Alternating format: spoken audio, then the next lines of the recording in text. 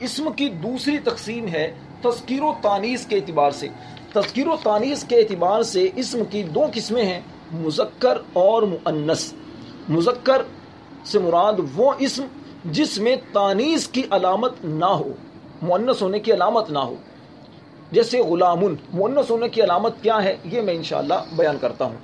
اور مؤنث وہ اسم کہ جس میں تانیث کی علامت ہو، اسے مؤنث کہتے ہیں، جیسے امرأۃن، یہاں پر تا مؤنث کی علامت ہے۔ اچھا، پھر تانیث کی تین علامتیں ہیں، اس کو ذہن نشین کر لیں۔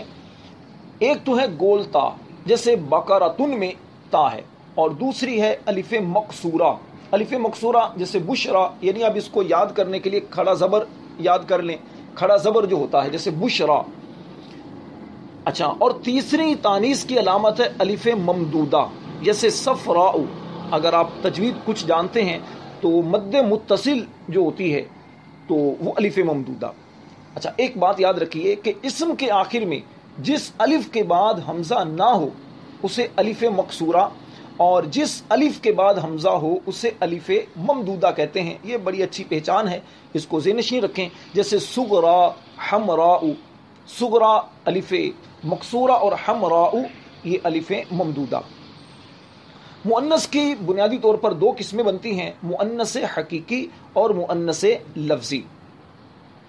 مؤنث حقیقی یعنی جس مؤنث کے مقابلے میں نر جاندار ہو اسے مؤنث حقیقی کہتے ہیں، جیسے مرأۃن، عورت ہے تو اس کے مقابلے میں جو نر ہے، مرد آئے گا، جاندار ہے۔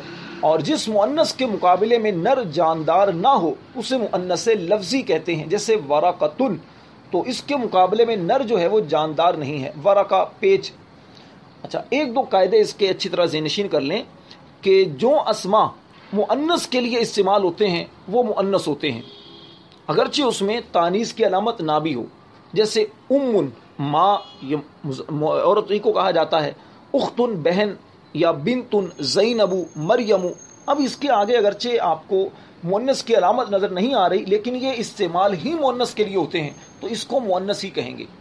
اچھا، اسی طرح بعض اسما میں لفظاً تانیث کی علامت نہیں ہوتی لیکن وہ مؤنث ہوتے ہیں، اس کو مؤنث سماعی کہتے ہیں۔ یعنی عربوں سے ہم نے ان کو سنا کہ وہ اس کو مؤنث استعمال کرتے ہیں تو ہم بھی اس کو مؤنث ہی استعمال کریں گے، جیسے اردن، شمسن، دارن، نارن، اور اس کے علاوہ اور بھی کئی ہیں جیسے ملکوں کے نام ہیں۔ اچھا، اسی طرح ایک قاعدہ یہ ہے کہ بعض اسما جو مذکر اور مؤنث دونوں طرح استعمال ہوتے ہیں، ایسے بھی ہیں کہ جو مذکر مؤنث دونوں طرح استعمال ہوتے ہیں، جیسے سبیل، طریق، حال۔ اب یہ مؤنث بھی استعمال ہو جاتے ہیں اور مذکر بھی استعمال ہوتے ہیں۔ اچھا، ایک بات یہ ذہن نشین رکھیے کہ جو اسم مذکر کا نام ہو یا صرف مذکر کے لیے بولا جاتا ہو وہ مذکر ہی کہلائے گا، چاہے اس میں تا ہو، جیسے طلحۃ۔